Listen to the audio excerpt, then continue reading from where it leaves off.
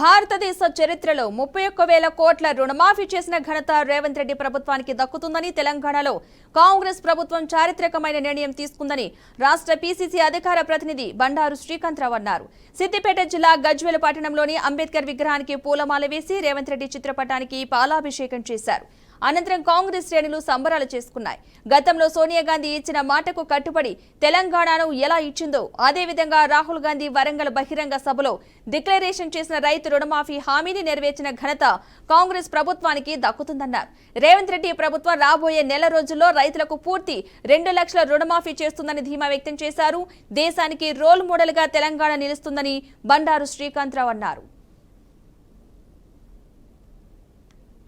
రైతుల్ని తల ఎత్తుకొని బతికే రోజులు మొదలయ్యాయి.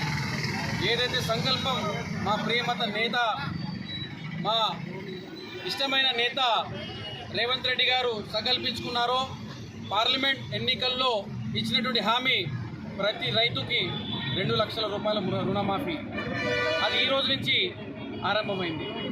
ఈరోజు ప్రతి లక్ష రుణం ఉన్నటువంటి రైతుకి రుణమాఫీ చేసి ఈ నెలాఖరులోపు 1.5 లక్షల రుణమాఫీ చేస్తూ ఇచ్చినటువంటి మాట ఏదైతే 2 లక్షల రుణమాఫీ ఏదైతే మా ముఖ్యమంత్రి గారు చెప్పారో, గౌరవనీయులు పెద్దలు మా అందరి గుండెకాయ అయినటువంటి నాయకుడు రాహుల్ గాంధీ గారు వరంగల్ డిక్లరేషన్లో ఇచ్చినటువంటి మాట ప్రతి రైతుకి